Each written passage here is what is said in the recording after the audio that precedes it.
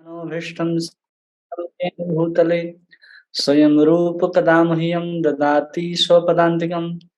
वन्देऽहं श्रीगुरौ श्रीयुतपदकमलं श्रीगुरून् वैष्णवांश श्रीरूपं साग्रजातं सहगना रघुनाथान्वितं तं सजीवं साद्वैतं सावधूतं परिजनसहितं कृष्णचैतन्यदेवं श्रीराधा कृष्णपादान् सहगना ललिता श्रीविशाखान्वितांश्च।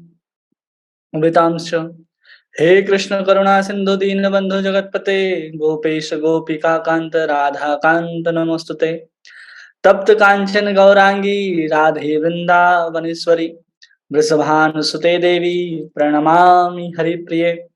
वाञ्छाकल्पतरुभ्यश्च कृपा सिन्धुभ्येव च पतितानां पावनेभ्यो वैष्णवेभ्यो नमो नमः। जय श्री कृष्ण चैतन्य प्रभु नित्यानंद श्री अद्वैत गदाधर श्रीवास आदि गौर भक्त वृंद। हरे कृष्ण कृष्ण कृष्ण हरे हरे हरे राम राम राम हरे हरे। गुरुवे गौरचंद्राय राधिकाय तदालये कृष्णाय कृष्ण भक्ताय तद्भक्ताय नमो नमः। हरे कृष्णा। आप सभी वैष्णवों का भागवतों का इस भगवत गीता के सत्र में बहुत बहुत स्वागत है, अभिनंदन है।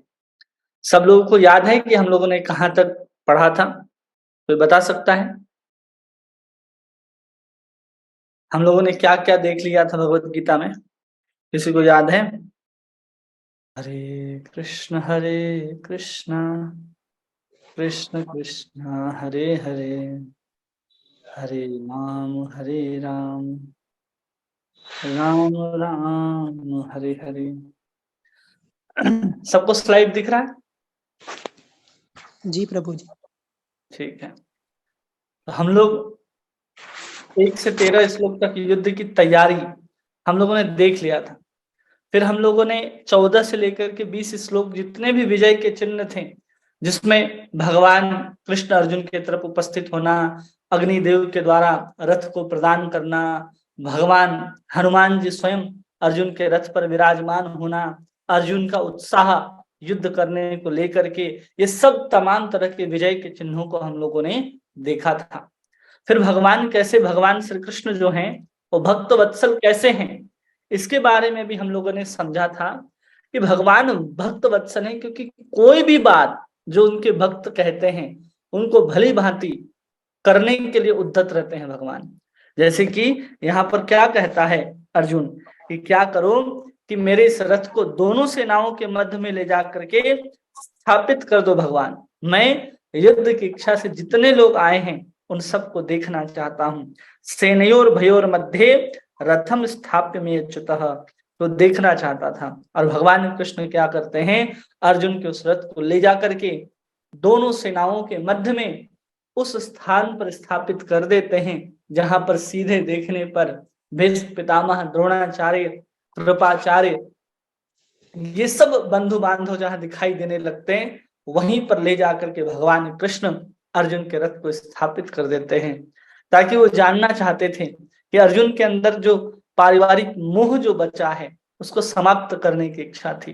अगर भगवान ऐसा नहीं करते तो वहां जो होना चाहिए था वास्तव में, जो अर्जुन के अंदर जो संशय उत्पन्न होना था, जो विषाद उत्पन्न होना था, वो उसी स्थान पर खड़े कर रथ को स्थापित करने के बाद ही उत्पन्न होता। नहीं तो क्या होता कि युद्ध आरंभ हो जाता, ना भगवान गीता का उपदेश दे पाते, न अर्जुन को किसी प्रकार का विषाद होता। इसलिए भगवान ने अर्जुन के हृदय को भली भांति जानते थे कि अगर मैं इसे दोनों सेनाओं के मध्य पर उस स्थान पर ले जाकर के रथ को स्थापित करता हूं जहां पर इनके पिता, जहां पर इनके पितामह, जहां पर इनके आचार्य, जहां पर इनके गुरु, ये सब जहां पर उपस्थित होंगे वहीं पर हम इनको ले जाकर के स्थापित कर देंगे। इसलिए भगवान कृष्ण वहां जाकर के स्थापित करते हैं ताकि जितने भी आने वाले समय में भक्त हैं उनको गीता प्राप्त हो सके। इसलिए श्री कृष्ण भक्त वत्सल हैं, इसको हम लोगों ने 21 से लेकर के 27 श्लोक में देखा है।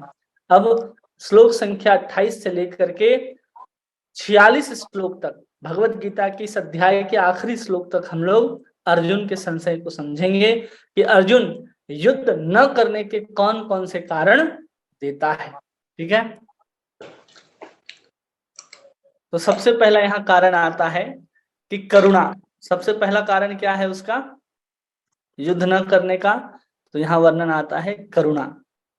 उसकी करुणा कितने कितने श्लोक नंबर में प्रदर्शित होती है, तो श्लोक संख्या 28 और श्लोक संख्या 29, जिसके कारण अर्जुन युद्ध नहीं करना चाहता है, वो श्लोक संख्या 28 और श्लोक संख्या 29 में प्रकट होती है।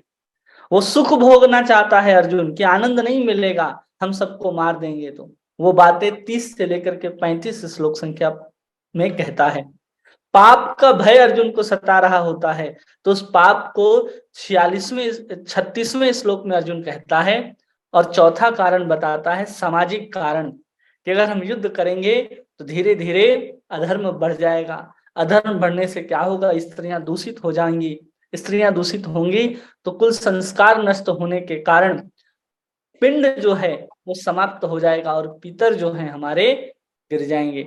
और फिर संशय को श्लोक संख्या 2 से 7 दूसरे अध्याय में अपने संशय को और स्पष्ट रूप से प्रस्तुत करता है कि मुझे भगवान समझ में नहीं आ रहा है कि मैं क्या करूं और क्या नहीं करूं।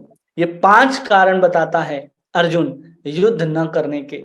और इन 5 कारणों का एक एक चीज का जवाब, जैसे करुणा है तो भगवान उत्तर देते हैं दूसरे अध्याय के 30वें श्लोक में। वो करुणा का जो प्रश्न पूछ रहा है कि तुम किसके ऊपर करुणा करना चाहते हो,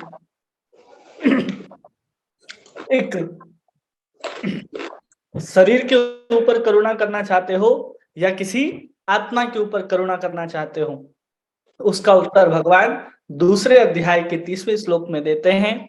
आनंद का बात जब पूछता है कि आनंद कैसे प्राप्त होगा, तो भगवान 32 श्लोक से लेकर के 37 श्लोक दूसरे अध्याय में इस प्रश्न का उत्तर देते हैं। फिर सामाजिक कारण कि समाज का पतन हो जाएगा, तो भगवान 38वें 33वें और 21वें श्लोक में भगवत गीता के दूसरे अध्याय में इसका उत्तर देते हैं। और अर्जुन का जो संशय होता है कि हम युद्ध करें अथवा ना करें, इस सब का उत्तर देते देते 40वें श्लोक तक कहते हैं कि आपको क्या करना होगा, युद्ध करना ही होगा। तो ऐसे हम लोग इसको पढ़ेंगे। ठीक है, कितने कारण हैं, तो 5 कारण है। पहला कारण है करुणा, आनंद, पाप, सामाजिक कारण और अर्जुन का स्वयं का संशय, जिसके कारण अर्जुन युद्ध करना नहीं चाहते हैं। इनका नंबर भी लिखा है, अगर कोई स्क्रीनशॉट लेना चाहते हैं तो ले ले कि उसका उत्तर कहाँ पर देते हैं भगवान कृष्ण। एक एक चीज का प्रश्न का उत्तर देते हुए चलते हैं। इन 5 कारणों का उत्तर भी हमें दूसरे अध्याय में ही प्राप्त हो जाता है। श्लोक संख्या 28 आज हम लोग शुरू करते हैं, जहां पर अर्जुन अपने करुणा के वशीभूत हो जाता है। क्यों वशीभूत हो जाता है, जब अपने सामने अपने पितामह को, गुरु को, अपने मामाओं को, अपने भाइयों को, पौत्रों को, ससुरों को देखता है, अपने शुभ चिंतकों को देखता है, तो अर्जुन परेशान हो जाता है। उसके हृदय में करुणा जागृत हो जाती है और भगवान से कहता है, तो अर्जुन उवाच दृष्ट्वेमं स्वजनं कृष्णं युत्सं समुपस्थितं सिन्दन्ति मम गत्राणि मुखं च परशुष्यति। अर्जुन कहता है, क्या कह रहा है कि हे कृष्ण, इस प्रकार युद्ध की इच्छा करने वाले अपने मित्रों तथा संबंधियों को अपने समक्ष उपस्थित देखकर मेरे शरीर के अंग कांप रहे हैं और मेरा मुंह सूखा जा रहा है। क्या कह रहा है, दृष्टवे इमं स्वजनम कृष्ण युत्सम समुपस्थितम, कि देख करके अपने ही स्वजन को, क्यों युयुत्सुतम, कि क्या कर रहे हैं, वो युद्ध की इच्छा से आए हैं। सिदंती मम गत्राणि मुखम च प्रशस्यति, कि मेरा अंग जो है कांप रहा है और मेरा मुख सूखा जा रहा है। अब यहाँ पर क्यों कह रहा है, करुणा के कारण अर्जुन ऐसा कह रहा है कि मैं युद्ध नहीं करना चाहता हूं, लेकिन वास्तव में अर्जुन यहाँ पर युद्ध करने के लिए ही आया था। जब हम लोग पढ़ रहे थे पिछले श्लोकों में, स्पष्ट रूप से पता चल रहा था कि अर्जुन युद्ध करने के लिए ही गांडीव को उठाता है, लेकिन जैसे ही पहुंचता है अपने संबंधियों के मध्य, तो उसके अंदर जो मोह है, पारिवारिक मोह, वो उत्पन्न हो जाता है और उसके अंदर करुणा का प्रभाव बढ़ जाता है और करुणा के कारण वो भगवान कृष्ण के सामने इन सब वचनों को कहता है कि यहाँ पर युद्ध की इच्छा से आए हैं। किनको कहता है? तो स्पष्ट रूप से यहाँ शब्द देख सकते हैं कि कृष्ण शब्द कह रहा है। पूरे भगवत गीता में अर्जुन ने भगवान कृष्ण को कृष्ण के नाम से 9 बार संबोधित किया है। कितने बार संबोधित किया है? 9 बार। और 9 बार संबोधित किया है। कृष्ण सबसे प्रमुख नाम है भगवान कृष्ण का, जो हर किसी को अपनी ओर आकर्षित करना चाहते हैं, इसलिए उनको कृष्ण कहते हैं। इसलिए कृष्ण का शब्द का बहुत सारे अर्थ होते हैं, लेकिन यहाँ पर हमें जिस अर्थों की आवश्यकता है उन्हीं अर्थों को हम लोग कहते हुए, समझते हुए आगे बढ़ेंगे। तो पूरे भगवत गीता में कृष्ण शब्द जो है, कृष्ण अर्जुन जो है भगवान के लिए 9 बार कहता है और कहता है कि मेरा जो अंग है वो धीरे धीरे कांप रहा है और मेरा मुख सूखा जा रहा है। क्यों हो रहा है? तो करुणा के कारण ही हो रहा है। इसके तात्पर्य में समझाते हैं। तात्पर्य का पूरा सारांश जो है वो आपके सामने है, कि जिसमें प्रभुपाद समझाते हैं कि एक भक्त जो होता है उसके अंदर गुण होते हैं, और जो अभक्त होता है उसके अंदर अवगुण होते हैं। कोई भी भक्त हो, अगर वो अशिक्षित भी क्यों ना हो और गरीब भी क्यों ना हो, फिर भी उसके अंदर गुण देखे जा सकते हैं। लेकिन कोई अभक्त हो और बहुत शिक्षित हो, बहुत पैसा हो, बहुत धनी हो, फिर भी उसके अंदर अवगुण देखे जा सकते हैं। क्यों? यहाँ पर गुण अवगुण की बात क्यों कही जा रही है? क्योंकि यहाँ पर अर्जुन जिसके सामने उपस्थित हुआ है सब उनके स्वजन हैं, और दुर्योधन भी सामने से युद्ध करने की इच्छा से उपस्थित हुआ है। लेकिन दुर्योधन वहां पर क्या सोच रहा है कि हम अभी युद्ध करेंगे और पूरा का पूरा राज्य पाठ हमारा होगा। इसलिए वो जाकर के भीष्म पितामह द्रोणाचार्य को अपने कूटनीति, अपने राजनीति के माध्यम से पकड़ने का प्रयास कर रहा था। तो यहाँ पर उस शिक्षित भी है, वो भी शिक्षित है, यहाँ अर्जुन भी शिक्षित है, लेकिन अभी राज्य सबसे ज्यादा किसके पास है, वैभव किसके पास है, धन की रूप में देखा जाए तो केवल और केवल दुर्योधन के पास है, और अर्जुन के पास भगवान कृष्ण ही धन है, उसके अलावा और कोई धन नहीं है। इसलिए कई बार हम लोग समाज में देखते हैं कि कोई बहुत गरीब भी होता है या शिक्षा को प्राप्त किए हुए नहीं होता है, फिर भी उनके अंदर सद्गुण देखे जाते हैं, वो भक्त बन जाता है। लेकिन कई बार बहुत शिक्षित लोग होते हैं, बहुत धन होता है, लेकिन वो अभक्त बने रहते हैं, क्योंकि उनके अंदर अवगुण होता है। कई बार अवगुण व्यक्ति को भक्त बनाना बहुत कठिन होता है। यहाँ पर गुण की बात क्यों हो रही है, अवगुण की बात इसलिए हो रही है क्योंकि यहाँ स्पष्ट रूप से अर्जुन कह रहा है कि उसे करुणा की वशीभूत हो गया। वो श्लोक संख्या 27 में देखेंगे तो कहता है अर्जुन, कृपया परया विष्टो, वो करुणा के वशीभूत हो गया था, इसलिए उसके अंदर ये गुण है। कोई भी भक्त होगा तो तुरंत धनुष बाण उठा करके अपने कोई भी संबंधी हो उसके ऊपर प्रहार नहीं करेगा, लेकिन जैसे ही प्रहार करने की इच्छा से वो देखता है कि अरे यहाँ तो अपने ही स्वजन आए थे, तो अर्जुन के अंदर जो गुण है करुणा का गुण वो जागृत हो जाता है। और कोई भी भक्त होगा वो भक्त के अंदर सद्गुण आएंगे ही आएंगे। कैसे आएंगे? तो भागवत का श्लोक आपके सामने है, जिसमें कहते हैं कि यस्यास्ति भक्तिर भगवत अकिंचना सर्गुणैस्तत्र समासते सुरा हराव भक्तस्य कुतः महद्गुणा मनोरथेन नासती धावतो बहि। कहते हैं कि अगर कोई भगवान का भक्त होगा, अकिंचन भक्त होगा, तो कह रहे सर्गुणैस्तत्र समासते सुरा, जितने भी गुण होते हैं देवताओं के अंदर वो सब गुण उस भक्त के अंदर भी आ जाएंगे। इसलिए यहाँ भक्त अर्जुन है, अर्जुन के गुण को यहाँ पर प्रदर्शित किया जा रहा है कि सारे सारे गुण यहाँ पर आ रहे हैं। और सबसे प्रमुख गुण क्या है अर्जुन का? तो भगवान कहते हैं कि अर्जुन उन सबों के लिए करुणा से वशीभूत हो गया था, इसलिए युद्ध करने का निश्चय नहीं कर पा रहा था, क्योंकि कहीं ना कहीं जो सामने प्रतिद्वंदी खड़े थे उन प्रतिद्वंदियों से उनका कोई ना कोई संबंध था। यहाँ स्पष्ट रूप से अनुमान लगाया जा रहा था कि अर्जुन के जो मुख हैं और अंग क्यों कांप रहे हैं, ऐसा नहीं कि अर्जुन डर गया, गांडीवधारी अर्जुन कभी भी किसी से डरा नहीं है। डर के मारे उसके हाथ पैर नहीं कांप रहे हैं, बल्कि करुणा के कारण उसके हाथ और पैर कांप रहे हैं। इसलिए एक भक्त अशिक्षित भी हो, गरीब भी हो, तो उसके अंदर गुण होंगे। एक अभक्त शिक्षित भी हो और धनी भी हो, लेकिन उसके अंदर अवगुण देखे जा सकते हैं। इसलिए किसी के अंदर अगर गुण होगा तो स्पष्ट रूप से पता होना चाहिए कि बिना भक्ति के उसके अंदर सद्गुण नहीं आ सकते हैं। इसलिए कहा जा रहा है यस्यास्ति भक्तिर भगवत अकिंचना सर्गुणेस्तत्र समासते सुरा, कि जब तक कोई भगवान की भक्ति को नहीं करता है तब तक उसके अंदर सद्गुण नहीं आते हैं। और ये सद्गुण अर्जुन के अंदर कहाँ से आए?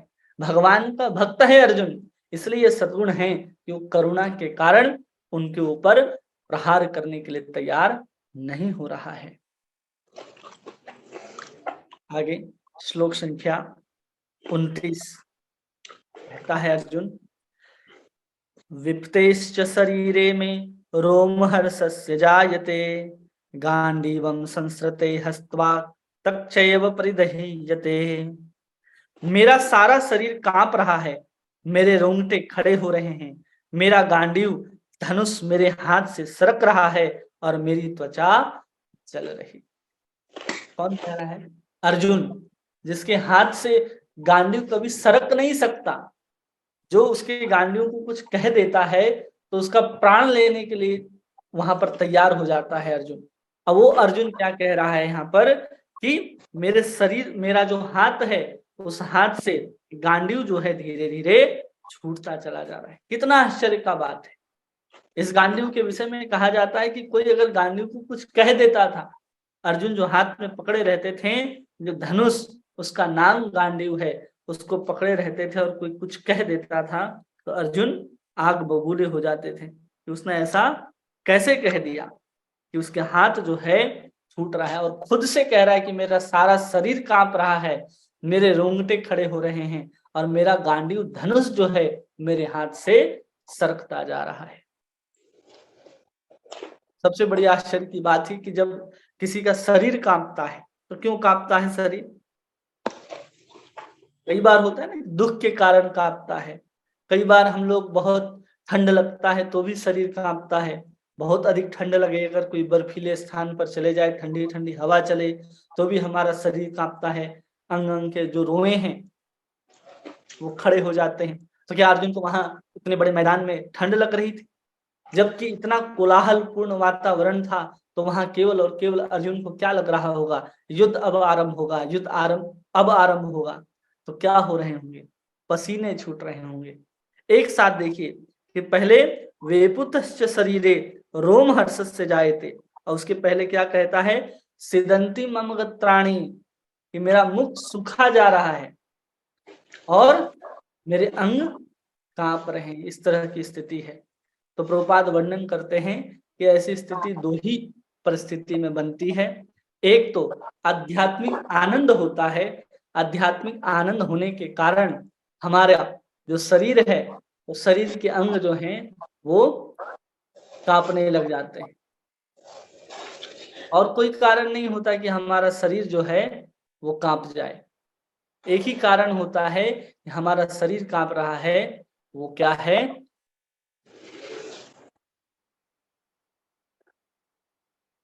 तो आध्यात्मिक आनंद।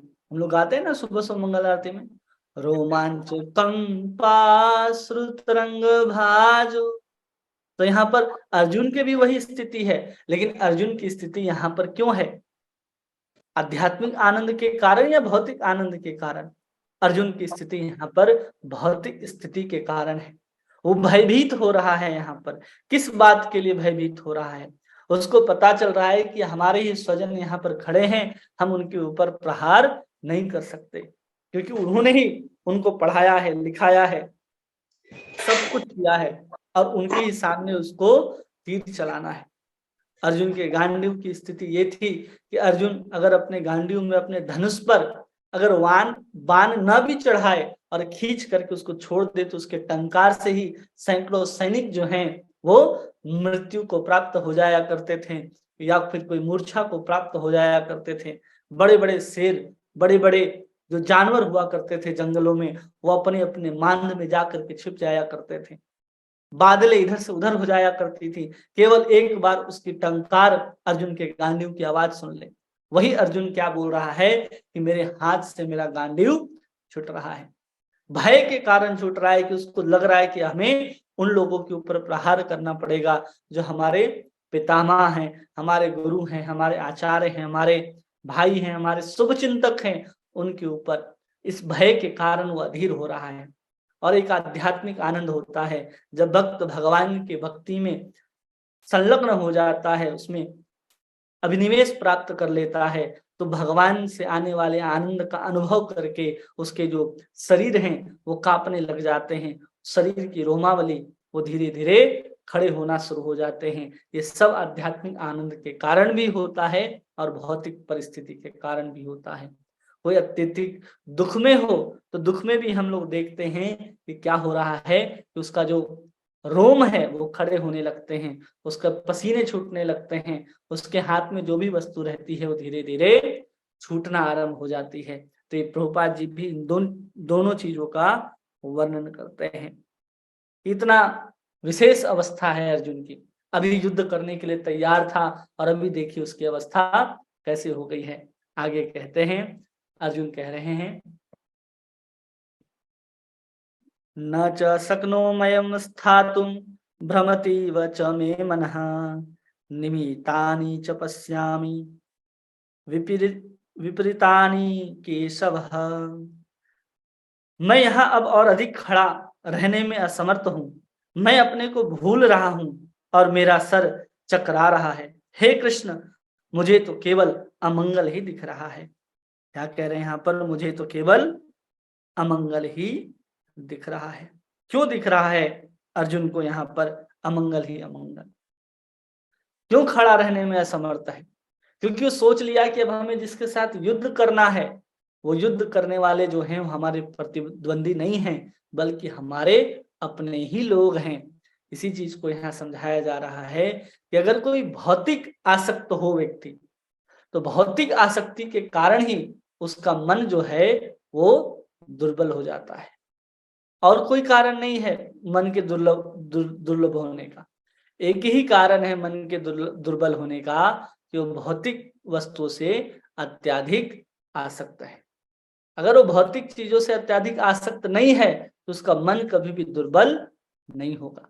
हम लोग अपने आप इस चीज को समझ सकते हैं कि हमारा मन दुर्बल है अथवा नहीं है। एक ही कारण है कि हम भौतिक वस्तुओं से, भौतिक लोगों से हमारी आसक्ति जो है वो बहुत अधिक होने के कारण हम लोग कभी भी अपने मन को सबल नहीं बना पाते।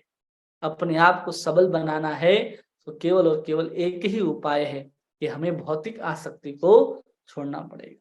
जब हम भौतिक आसक्ति से मुक्त हो जाएंगे तब हमारा मन दुर्बल नहीं रहेगा, हमारा मन सबल हो जाएगा।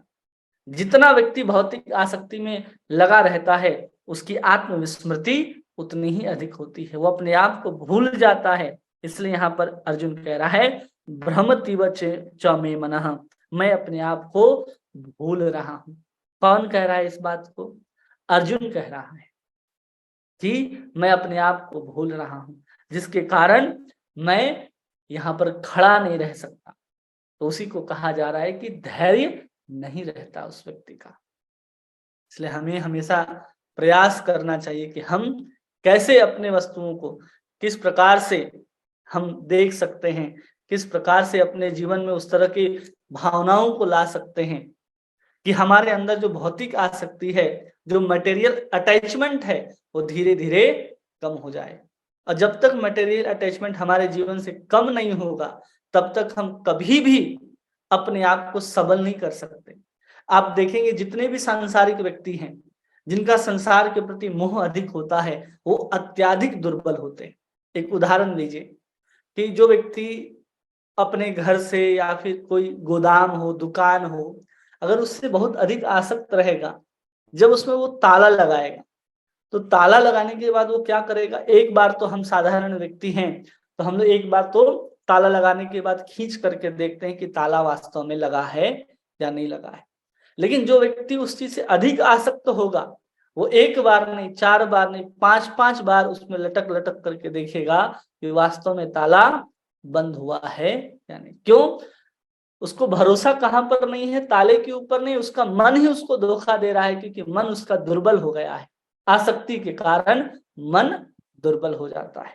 जैसे एक छोटा-सा बच्चा जब पढ़ने के लिए किसी स्कूल में जाता है, कहीं जाता है, तो उसकी माँ, उसके पिताजी कैसे उसके प्रति सचेत रहते हैं। उसको स्पष्ट रूप से हिदायत दे करके भेजते हैं कि सड़क के किनारे-किनारे चलना, कोई कुछ खाने के लिए दे तो मत खाना लेकर के रख लेना, लेकिन खाना नहीं। ये सब कुछ उसको सिखाया जाता है।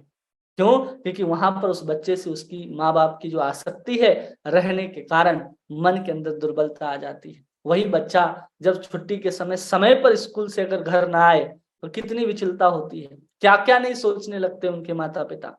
सब क्यों हो रहा है? केवल और केवल आसक्ति के कारण होता है। आसक्ति ही हम मनुष्यों का, हम जीवों के मन को दुर्बल बनाता है, और मनुष्य का जब मन दुर्बल होता है, मन दुर्बल होने के कारण ही अपना जो आत्मविस्मृति है कि हम वास्तव में कौन हैं, हम जान नहीं पाते। ऐसा भ्रम उत्पन्न होने लगता है, और उसके बाद उसकी जो खड़ा रहने की कैपेसिटी है अर्जुन की, वो खड़ा भी नहीं रह पा रहा। वो सारा का सारा धैर्य जो है अर्जुन का समाप्त हो जाता है। उसी चीज़ को यहाँ पर कहा जा रहा है कि उसकी आत्मविस्मृति हो जाती है। संपूर्ण रूप से उसकी आत्मविस्मृति को हम लोग देख पाते हैं।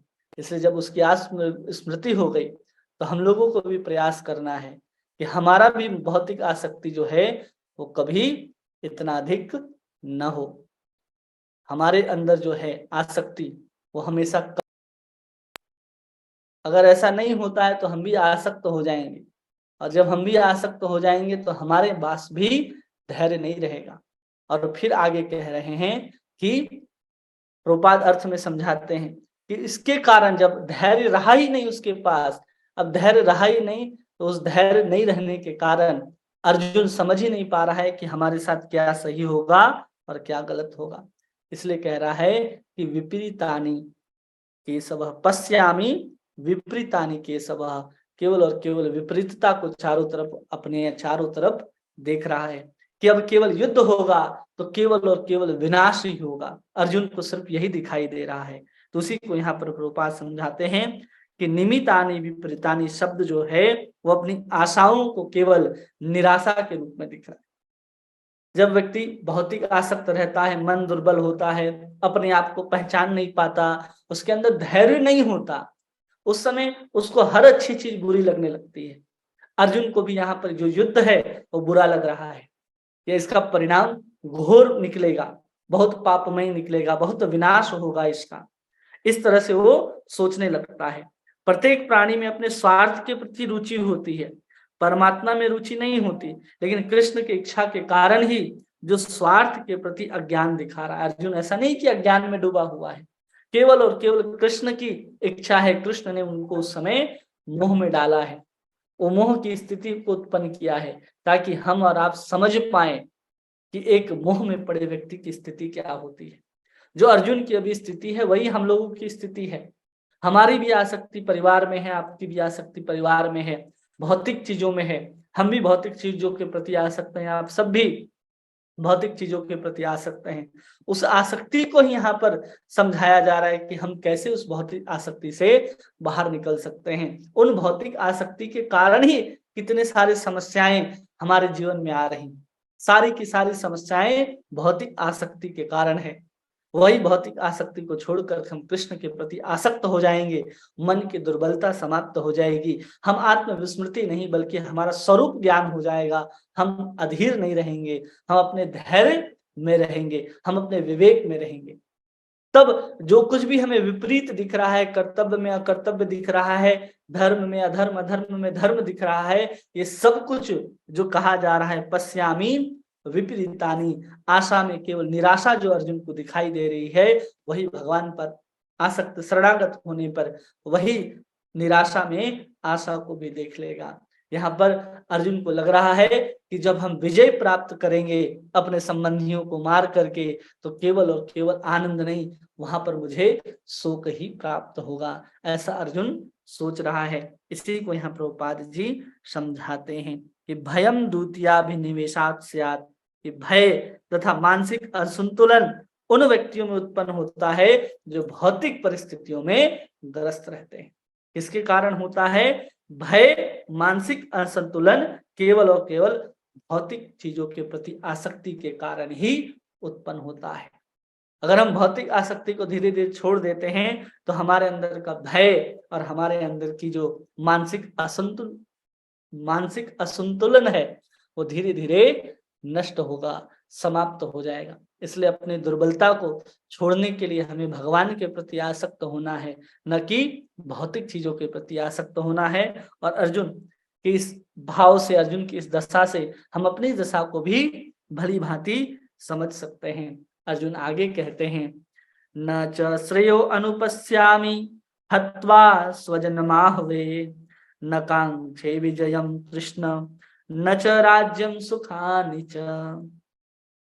हे कृष्ण, इस युद्ध में अपने ही स्वजनों का वध करने से मुझे कोई अच्छाई नहीं दिखाई दे रही है, न मैं उससे किसी प्रकार की विजय, राज्य या सुख की इच्छा रखता हूँ। अर्जुन को जैसे कहा ना अर्जुन कि निमितानि च पश्यामि विपरीतानि च केशव, मैं इस विजय में भी क्या देख रहा हूँ? शोक देख रहा हूँ। उस विजय में भी कोई आनंद नहीं है, उस विजय में भी हम दुखी ही रहेंगे। उस आशा में भी अर्जुन निराशा को ही देख रहा है। इसलिए कह रहा है न च श्रेयान अनुपश्यामि हत्वा स्वजन माहवे, कि मैं अपने ही स्वजनों का जब वध कर दूंगा तो इसमें किसी प्रकार का मुझे श्रेय नहीं दिखाई दे रहा है। श्रेय का अर्थ होता है कल्याण, कि अर्जुन को किसी प्रकार का कल्याण यहाँ पर दिखाई नहीं दे रहा है। और फिर क्या, न कांक्षे विजयम कृष्ण न राज्यम सुखानि च, मैं न विजय की आकांक्षा करता हूँ न मैं सुख की आकांक्षा करता हूँ। न राज्यम सुखानि च, न उसको राज्य चाहिए न अर्जुन को सुख चाहिए। अर्जुन अब सब कुछ छोड़ रहा है। यहाँ पर क्या कह रहा है कि हमें दोनों भी नहीं चाहिए, तीनों भी नहीं चाहिए। न हमें विजय चाहिए, न राज्य चाहिए, न सुख चाहिए। इन तीनों वस्तुओं को अर्जुन यहाँ पर छोड़ने की बात कर रहा है। क्यों छोड़ने की बात कर रहा है? क्योंकि उसको पता है कि यहाँ जो युद्ध होने वाला है वो इसी के लिए होने वाला है। हम युद्ध के मैदान में उपस्थित हुए हैं, या तो जय होगा या तो पराजय होगा। जब हम जय को प्राप्त करेंगे तो राज्य प्राप्त होगा, और राज्य को प्राप्त करने के बाद सुख भी प्राप्त होगा। लेकिन अर्जुन यहाँ पर अब अगले श्लोक में बात को कहेगा कि हम कैसे सुख भोग लेंगे। अगर कहना भी चाहे कि नहीं, तुम्हें सुख प्राप्त होगा, राज्य भी प्राप्त होगा, तुम विजय को भी प्राप्त करोगे, सब ठीक है, लेकिन अर्जुन तो कह रहा है नहीं प्राप्त होगा। क्यों नहीं प्राप्त होगा? तो अर्जुन स्पष्ट रूप से आगे कहेगा। तो पहले हम लोग इसके तात्पर्य को समझते हैं कि क्या कहा जा रहा है कि अगर क्षत्रिय युद्ध स्थल पर मारे जाते हैं तो उसको स्वर्ग प्राप्त होता है। अर्जुन अगर युद्ध करता है, युद्ध में अगर विजय को प्राप्त कर लेगा अर्जुन, तो उसको राज्य का सुख प्राप्त होगा। अगर अर्जुन पराजय हो जाता है, अर्जुन अगर वीर गति को प्राप्त करता है तो स्वर्ग जाएगा। अपने क्षत्रिय धर्म के अनुसार अगर युद्ध करता है तो, लेकिन यदि भगवान की इच्छा से अगर युद्ध करता है, कृष्ण के कहने पर अर्जुन युद्ध करता है, तो उसको क्या प्राप्त होने वाला है? आध्यात्मिक जगत प्राप्त होने वाला है। अब इसको स्पष्ट रूप से समझना है कि अर्जुन सीधा जाकर के युद्ध करना आरंभ कर देता कि चलो आज युद्ध होने वाला है, शंख भगवान कृष्ण ने बजा दिया और वहां पर युद्ध करना आरंभ कर देता। अब क्षत्रिय होने के कारण जो अर्जुन वहां पर युद्ध करता, तो युद्ध करने के बाद उसे राज्य का सुख प्राप्त होता, लेकिन मरने के बाद आध्यात्मिक जगत प्राप्त नहीं होता। लेकिन वहां पर जब मोह की अवस्था में उपस्थित होता है अर्जुन, और भगवान जब उसको गीता में स्वयं उपदेशित करते हुए कहते हैं कि अर्जुन तुम युद्ध करो। अब वो अर्जुन जब युद्ध करेगा आखिरी में, तो किसकी इच्छा से और किसकी आज्ञा से युद्ध करेगा? कृष्ण की आज्ञा से युद्ध करेगा। तब वो मरने के बाद कहाँ जाएगा? वो सीधा भगवान के धाम, आध्यात्मिक जगत, गोलोक, वृंदावन या वैकुंठ को प्राप्त करेगा। लेकिन क्षत्रिय धर्म होने के कारण अर्जुन आता, युद्ध करना आरंभ कर देता, तो हो सकता है उसको मृत्यु के बाद स्वर्ग आदि लोक प्राप्त होता, लेकिन भगवान का धाम प्राप्त नहीं होता। ये भी भगवान की बहुत बड़ी करुणा है। जो हम लोगों ने करुणा को देखा ना 31वें श्लोक तक, 27वें श्लोक तक, जहां अर्जुन के रथ को स्थापित करते हैं ऐसे स्थान पर ला करके, जहां पर अपने स्वजनों को देख करके करुणा से पराविष्ट हो जाता है और युद्ध न करने के अलग अलग कारणों को दे रहा है। अर्जुन अभी वही कारणों को दे रहा है कि हमें सुख नहीं चाहिए, राज्य नहीं चाहिए, लेकिन एक क्षत्रिय होने के कारण अगर युद्ध स्थल पर मारा जाता है अर्जुन तो स्वर्ग प्राप्त होता है, और कृष्ण की आज्ञा से अगर मरता है और किसी को मारता है उसके बाद उसको क्या प्राप्त होगा? उसको आध्यात्मिक जगत प्राप्त होगा। इसलिए वो निश्चय कर लेता है कि अब हमें क्या करना है। अर्जुन आगे कहता है 3रे अध्याय में, इससे तो अच्छा है कि हम जा करके कहाँ रहें, किसी जंगल में जा करके रहें, भीख मांग करके अपने जीवन को व्यतीत करें। इस तरह की बातों को करता है। कोई भी बहाना क्यों न बना ले, अर्जुन को तो युद्ध करना ही पड़ेगा। अगर भगवान कृष्ण के कहने से पर अर्जुन युद्ध नहीं करता है तो अपने माता के कहने पर युद्ध करेगा, लेकिन अर्जुन युद्ध करेगा। ऐसा नहीं कि भगवान कृष्ण उसको युद्ध में लगाना चाहते हैं, बल्कि स्वयं भगवान कृष्ण को लेकर के आया है कि आप हमारे साथ युद्ध में हमारे रथ का सारथी बनिए। इसलिए जब वो कौन विचलित हो रहा है, अर्जुन विचलित हो रहा है या भगवान उसको विचलित कर रहे हैं? नहीं, अर्जुन तो युद्ध करने के लिए आया था, लेकिन युद्ध से विचलित होता है तो भगवान उसको सही मार्ग में लगाते हैं। इसलिए कभी भी कोई दोष देते हैं तो लोग कहते हैं अरे भगवान कृष्ण ने ही युद्ध कराया, अर्जुन तो कह रहा था हम युद्ध नहीं करेंगे। अरे जब कोई व्यक्ति किसी दिशा में जा रहा है, मान लीजिए कोई वृंदावन जा रहा है और आप वृंदावन से लौट रहे हैं, आप देखें और पूछे अरे बाबा जी आप कहाँ जा रहे हो, वो कहे कि आपको हम वृंदावन जा रहे हैं, और आप कहेंगे अरे वृंदावन से तो हम आ रहे हैं, वृंदावन तो इस दिशा में है, और ये व्यक्ति बिल्कुल विपरीत दिशा में चल रहा है, तो आप उसको कहेंगे कि इस दिशा में वृंदावन है, वो व्यक्ति उस दिशा में चलने लगेगा। तो आप क्या कहेंगे कि आपने उसको वृंदावन भेजा? नहीं, वो वृंदावन के लिए ही निकला था, लेकिन रास्ता भटकने के कारण वो गलत दिशा में जा रहा है। उसी प्रकार यहाँ अर्जुन युद्ध करने के लिए ही युद्ध मैदान में आया है, लेकिन किसी न किसी प्रकार से उसकी आसक्ति, उसके मोह के कारण युद्ध से पीछे हट रहा है। इसलिए भगवान कृष्ण उसको उसके वास्तविक कर्तव्य में सिर्फ लगाना चाहते हैं कि अपने कर्तव्य में लग जाओ। इसलिए क्षत्रिय होने के कारण क्षत्रिय का धर्म होता है कि अगर युद्ध स्थल पर आया है तो युद्ध करे। इस चीज को प्रभुपाद अपने तात्पर्य में यहाँ पर समझाते हैं। अर्जुन आगे कहता है कि हमें राज्य नहीं चाहिए। क्यों नहीं चाहिए? तो अर्जुन कह रहा है किम नो राज्येन गोविंदः किम भोगैर्जीवितेन वा यसे मार्थे कांक्षतिम नो राज्य भोग सुखानि च त इमे अवस्थिता युद्धे प्राणास्तयक्त्वा धनानि च आचार्य पितरः पुत्रास्तथैव च पितामहः मातुलः श्वशुरा पौत्रः श्याला संबंधिन स्थिता एतान् हन्तुम् इच्छामि घ्नातोऽपि मधुसूदनः अपि त्रिलोक्य राज्यस्य हेतु किं न मही कृत निहत्य धातराष्ट्राणां किं प्रतिशय जनार्दनः।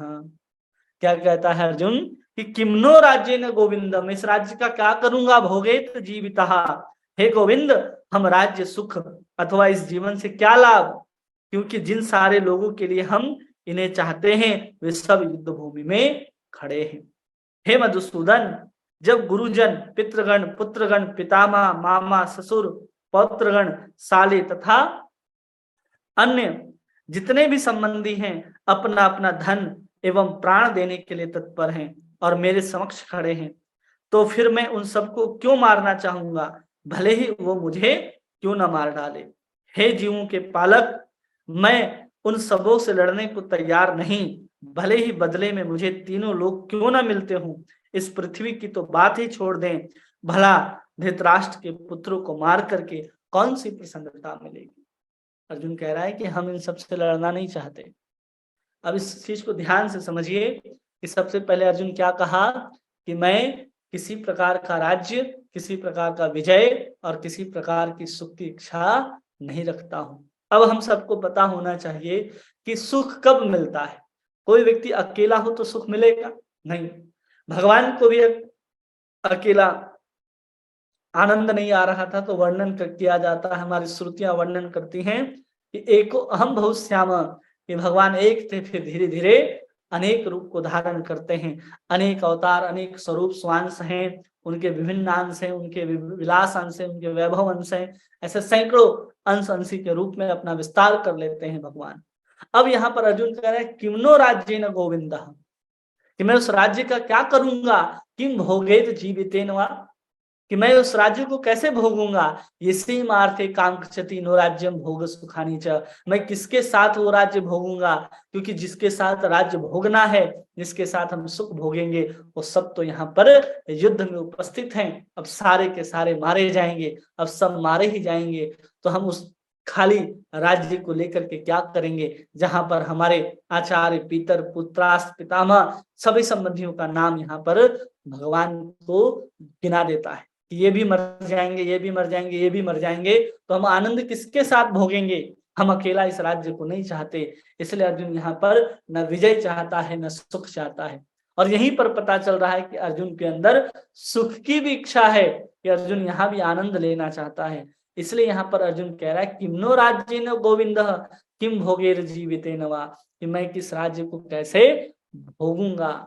आपके सामने एक स्लाइड है जिसमें कहा जा रहा है कि मेरे मन में विजय और राज्य की सुख की कामना नहीं है। क्यों नहीं है, तो कहता है कि जब सारे कुटुंबी जन मारे ही जाएंगे, तो हम उस राज्य को भोगते हुए कितने दिन जीवित रहेंगे। अकेला राज्य में, अकेला राजमहल में, ना वहां पर दुर्योधन आदि 100 पुत्र दिखाई देंगे, न भीष्म पितामह दिखाई देंगे, न द्रोणाचार्य, न कृपाचार्य दिखाई देंगे, न अन्य बड़े बड़े राजा दिखाई देंगे, उनको अपने संबंधी नहीं दिखाई देंगे। तो अर्जुन कह रहा है कि मैं इतना बड़ा राज्य लेकर के क्या करूंगा, नहीं चाहिए। इसलिए भी अर्जुन के अंदर सुख की भी कामना है, आनंद की भी कामना है, इसलिए अर्जुन यहाँ पर युद्ध करने से मना कर रहा है। अब सबको मार ही देंगे तो उस राज्य को लेकर के हम क्या करेंगे। अर्जुन कहता है कि अपीत लोक के राज्य से हेतु किम न मही कृतः, कि मुझे तीनों लोगों का ही राज्य क्यों न प्राप्त हो जाए, फिर भी मैं इन लोगों से युद्ध नहीं करना चाहता हूँ। और यहाँ पर अर्जुन भगवान को संबोधित करता है किमनो राज्येन गोविंद, भगवान को गोविंद शब्द कहकर के संबोधित करता है। गोविंद का अर्थ क्या होता है, जो गायों और इंद्रियों को आनंद देने वाले होते हैं, उनको गोविंद कहा जाता है। और यहाँ पर गोविंद क्यों कह रहा है अर्जुन, यहाँ पर तो ऐसी अवस्था है कि वो राज्य का आनंद लेना चाहता है, वो सुख भोगना चाहता है। और भगवान कृष्ण इंद्रियों को भी आनंद देते हैं, लेकिन कब देते हैं, जब हम भगवान कृष्ण की सेवा में अपनी इंद्रियों को लगाते हैं, तब हमें स्वतः ही आनंद प्राप्त हो जाता है। लेकिन यहाँ पर अर्जुन सोच रहा है, भगवान को संकेत दे रहा है कि भगवान कृष्ण समझें कि मेरी इंद्रियां कैसे तृप्त होंगी, या अर्जुन के मन के अंदर क्या विचार चल रहे हैं, क्या सोच चल रहा है, ये भगवान समझें। इसलिए यहाँ पर भगवान को गोविंद नाम से संबोधित करता है अर्जुन। इसलिए कहता है किमनो राज्येन गोविंद किम भोगेत जीवितेन वा, कि हम कैसे उस राज्य को भोग लेंगे जहां पर कोई जीवित ही नहीं रहेंगे, और हम उस चीज को भोगना चाहते हैं, सुख लेना चाहता है।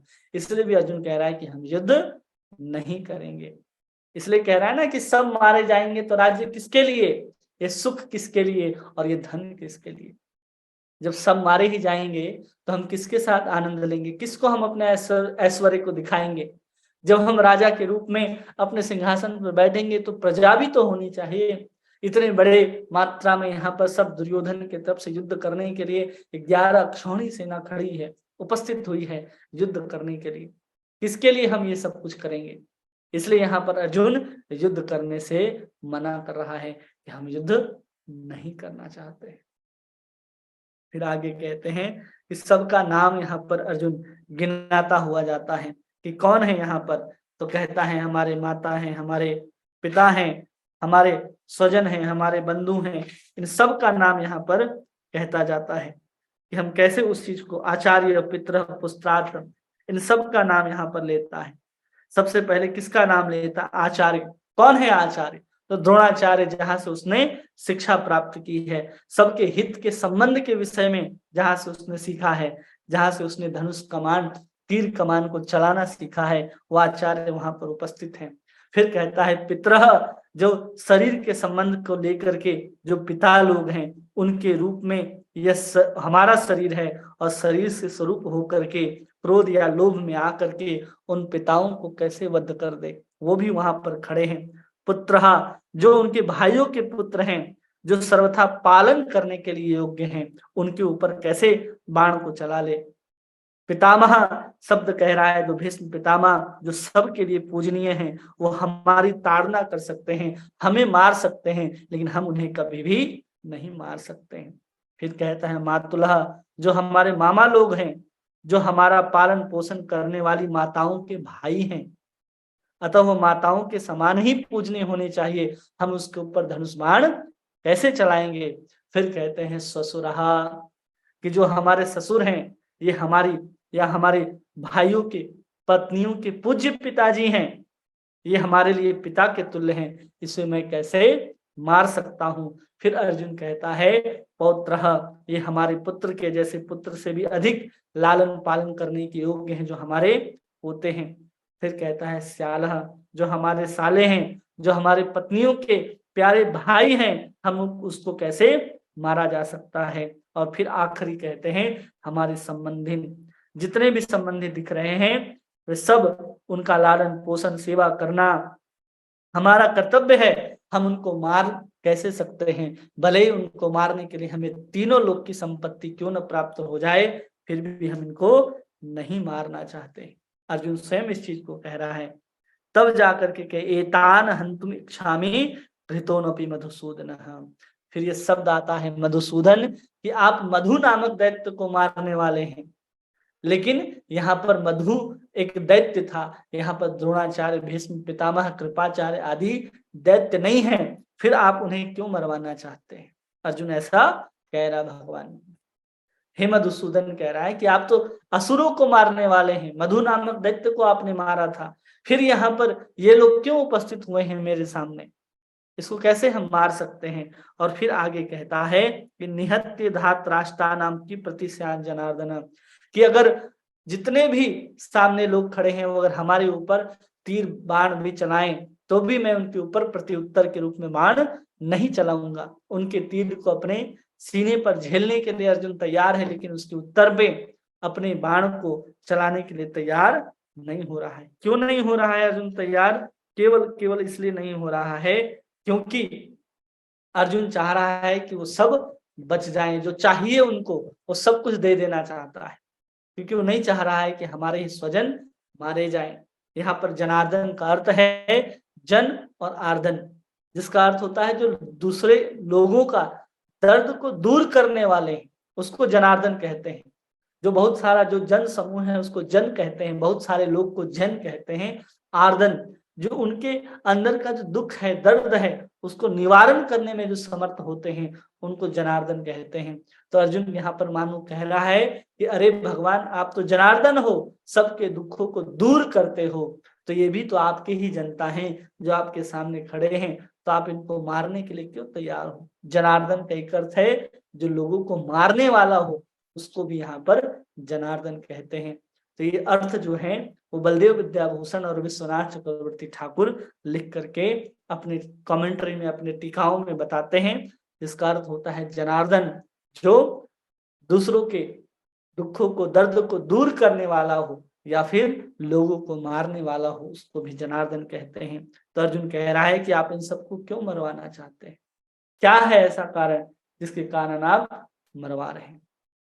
क्योंकि अर्जुन के अंदर करुणा जागृत हो गई है। अब करुणा के कारण ही अर्जुन उन सबसे विछोध नहीं करना चाहता, उन सबसे विरोध नहीं करना चाहता, उन सबसे विद्रोह नहीं करना चाहता। इसलिए यहाँ पर अर्जुन कह रहा है कि जाने दो, वो अगर धृतराष्ट्र के पुत्र अगर हमारे ऊपर बाण चलाते हैं तो चलाने दो, मुझे कोई भी समस्या नहीं है। आगे कहते हैं, अर्जुन कह रहा है श्लोक संख्या 37 और 38, 37 है, 36 पापम एवाश्रित्य अस्मान् हत्वान एतात आततायिनः तस्मान् अर्हावायुं हन्तुं धातराष्ट्र संबंधवान् स्वजनं हि कथं हत्वा सुखी न श्याम माधवः।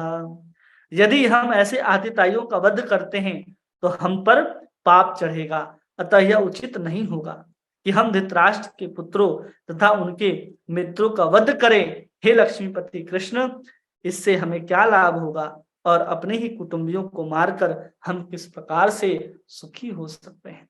अब अर्जुन के इस विचार को देखिए, कोई भी साधारण व्यक्ति जो इस तरह की स्थिति में फंसा होगा, जिसकी मानसिकता एक जैसी बनती है ना, वो उसके बात को समर्थन करता है कि हाँ, हाँ, सही कह रहा है। तो जो व्यक्ति भौतिकता में एकदम आसक्त है, जिसकी दशा अर्जुन की तरह हो जाएगी अभी, कि वो भी संसार के प्रति आसक्त होगा, संसार के राज्य को भोगना चाहता है, अपने परिवार, अपने कुटुंब के प्रति मोहित होगा, तो अर्जुन की इन सब बातों का समर्थन करेगा कि हाँ, अर्जुन सही कह रहा है, एकदम सही बात कह रहा है कि हाँ, युद्ध नहीं करना चाहिए। देखो कितना अच्छा बात कह रहा है कि हम आतिताइयों का वध करेंगे तो हम पर पाप चढ़ेगा, ये उचित नहीं होगा कि धृतराष्ट्र के पुत्र तथा उनके मित्रों का वध करके हे लक्ष्मीपति कृष्ण हमें क्या लाभ होगा, हम अपने कुटुंबियों को मार करके ही किस प्रकार से सुखी हो सकते हैं। कितना अच्छा बात कह रहा है। ऐसा तो किसी को नहीं लगेगा कि हाँ, अर्जुन तो गलत बात कह रहा है, अर्जुन तो बहुत अच्छा बात कह रहा है। हाँ, सही बात है, अर्जुन बहुत अच्छा बात कह रहा है। लेकिन हमें इस बात को समझना होगा कि अर्जुन की अभी दशा कैसी बनी हुई है, एक मोह की अवस्था में है। इसलिए हमें इसका बात अच्छा लगे कि हाँ, कि भगवान ने युद्ध करने के लिए क्यों प्रेरित किया। क्योंकि अभी जिस स्तर पर सोच रहा है अर्जुन, वो शरीर के स्तर पर सोच रहा है। इसलिए ये कह रहा है कि ऐसा लगेगा, पाप चढ़ेगा। अब इस चीज को तात्पर्य में समझाते हैं कि 6 प्रकार के आतताई होते हैं। जो शब्द आया है कि पाप मेवा आश्रदन महान हेतु आतताई न, कि आतताई 6 प्रकार के होते हैं।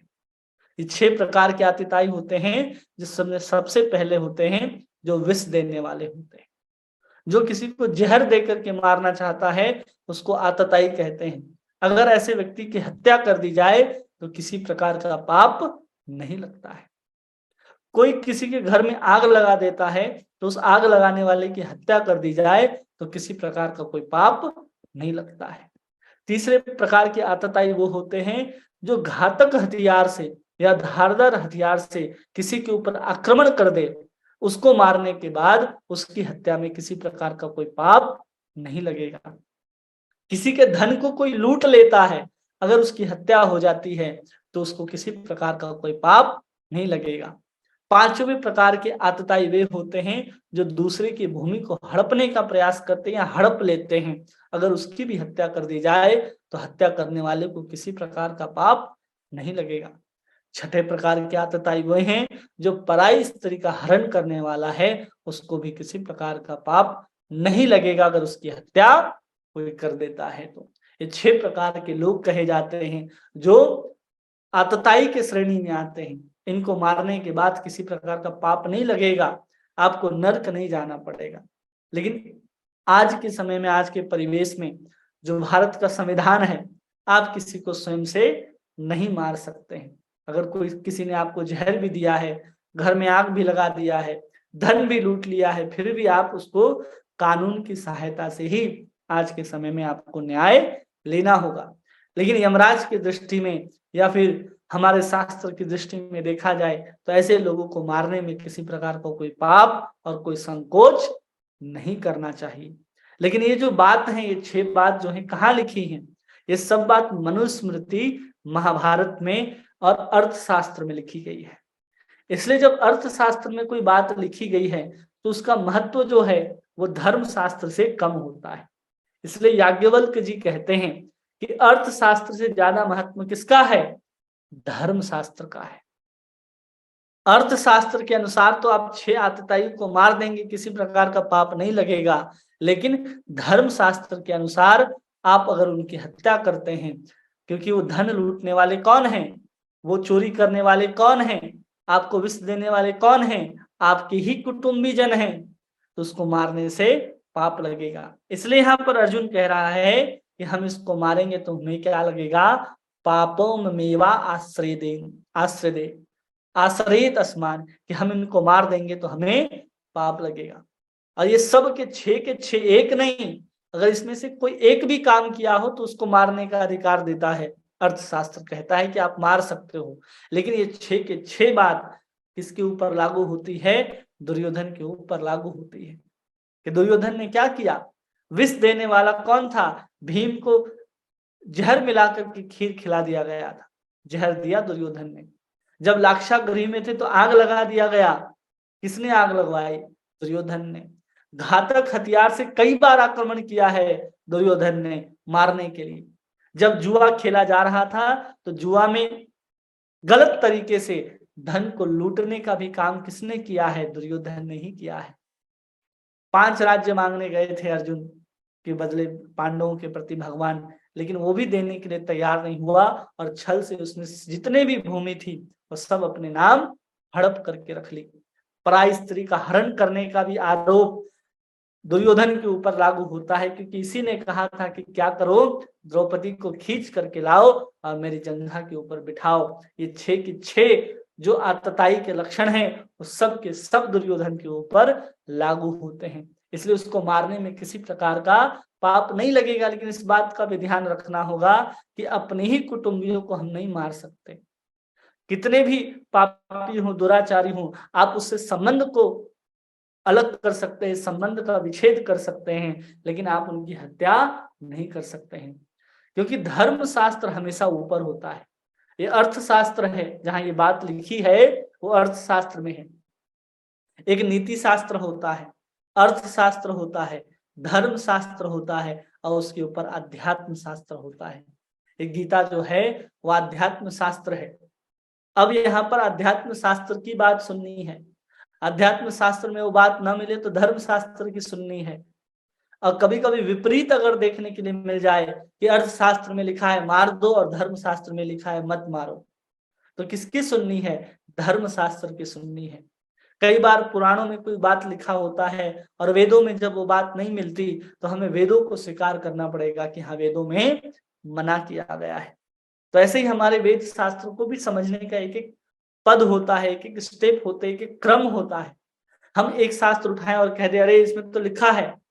हमें ये भी देखना होगा कि जिस शास्त्र को आप उठा करके पढ़ रहे हैं उस किस शास्त्र की श्रेणी में आता है। और इस शास्त्र की श्रेणी को याज्ञवल्क्य जी ने अलग-अलग श्रेणी में बांटा है उपनिषद के अंदर, कि कौन अर्थशास्त्र है, कौन धर्म शास्त्र है, कौन न्याय शास्त्र है, कौन नीति शास्त्र है, कौन धर्म शास्त्र है, कौन आध्यात्म शास्त्र है। ऐसे सब अलग-अलग कैटेगरियों में उसको शास्त्रों को बांटा गया है। तो यहाँ पर जहाँ पर 6 आतताइयों को मारने की बात कही जा रही है वो अर्थशास्त्र में कहा जाता है। इसलिए अर्थशास्त्र के अनुसार तो पाप नहीं लगेगा, लेकिन धर्म शास्त्र के अनुसार आपको पाप लगेगा। अगर आप अपने आचार्यों, अपने कुटुंबियों की हत्या कर देते हैं इतने दोषी होने के बाद भी, तो भी आपको पाप लगने वाला है। और फिर यहाँ पर किस सब नाम से संबोधित कर रहे हैं? तो यहाँ अर्जुन कहते हैं कि श्याम माधवः, ये माधव शब्द से संबोधित कर रहे हैं। माधव का मतलब क्या होता है? लक्ष्मीपति। क्यों लक्ष्मीपति कह करके संबोधित कर रहे हैं? कि आप लक्ष्मी के पति हैं, फिर भी आप हमें इस तरह के कार्य को करने के लिए प्रेरित कर रहे हैं। इसलिए आप ऐसे कार्य को प्रेरित करने में प्रेरित कर रहे हैं जिससे हमारा केवल और केवल अनिष्ट ही होगा। ऐसा यहाँ पर अर्जुन का कहने का तात्पर्य है।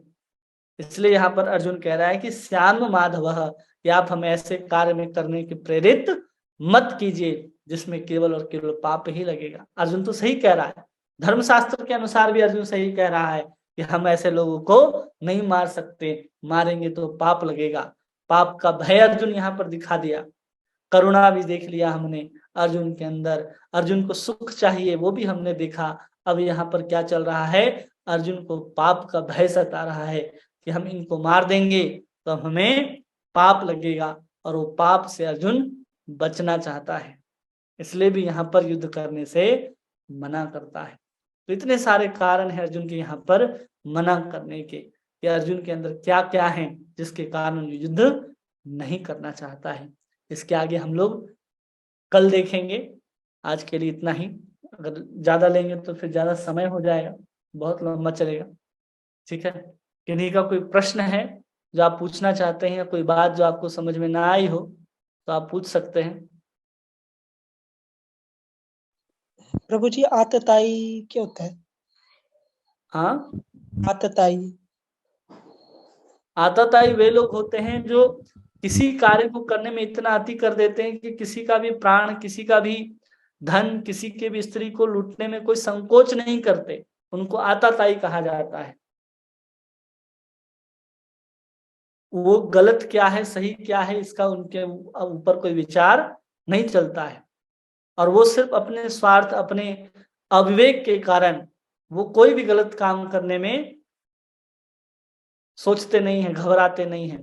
जैसे 6 प्रकार के जो महापाप कहे गए हैं, कोई किसी का धन हरण करना, किसी को मारना, किसी का भूमि हड़प लेना, किसी की स्त्री को हरण कर लेना, ये सब महापाप के अंतर्गत आते हैं। इसलिए इन सब से व्यक्ति को बचना चाहिए, और व्यक्ति अगर कोई ऐसे कर्म को कर देता है तो उसकी प्राण दंड भी अगर कोई ले ले तो किसी प्रकार का कोई दोष नहीं होता है। तो वो आतताई लोगों को कहते हैं तो इन 6 प्रकार में किसी प्रकार के भी कर्म को किए हो वो आतताई कहलाएंगे। या तो किसी को जहर दिया हो, किसी का भूमि हड़पा हो, किसी को हथियार से मारने का प्रयास किया हो, या अन्य किसी प्रकार से वो किसी की स्त्री का हरण किया हो, तो उसको आतताई कहेंगे। धन्यवाद प्रभु जी। धन्यवाद। प्रभु जी, जो बीच में मेरा छूट गया तो मैं कैसे उसको कवर कर सकता हूँ? 5 कैसे में कर सकता है, तो जो रिकॉर्डिंग होती है वो रिकॉर्डिंग का लिंक आपको भेज दिया जाएगा, या रिकॉर्डिंग ही आपको मिल जाएगा, तो आप वहां से कर सकते हैं। जी, धन्यवाद प्रभु जी। हरे कृष्ण। और किन्हीं का कोई प्रश्न है?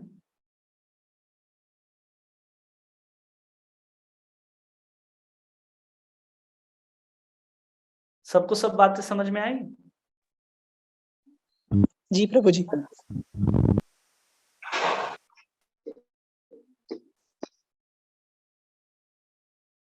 एन उपाध्याय प्रभु। हरे कृष्ण प्रभु जी, प्रणाम। बहुत अच्छी तरह समझ में आया प्रभु जी। ठीक है।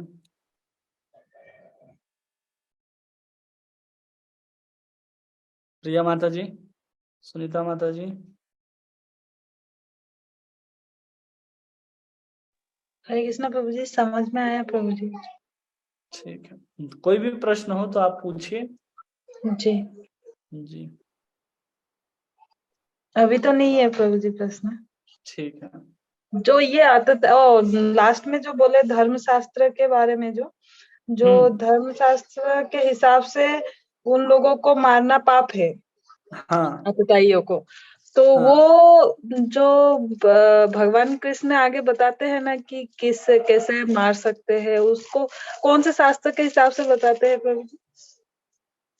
कैसे मार सकते हैं ये बताते हैं, वहां पर कर्म के अनुसार भगवान बात करेंगे। यहाँ पर आगे भगवान किसी शास्त्र के आधार पर नहीं, आत्म शास्त्र के आधार पर भगवान अब चलेंगे। जी, जो भी भगवान कहेंगे वो आध्यात्म शास्त्र के ऊपर ही चलेगा, और जो गीता है वो आध्यात्म शास्त्र है, धर्म शास्त्र से भी ऊपर चलता है। ठीक है, ठीक है प्रभु जी, धन्यवाद। धन्यवाद। और हरे किन्हीं का कोई कृष्णा। प्रश्न? गीता माता जी, प्रिया माता जी, नागराज प्रभु जी, आरती माता जी।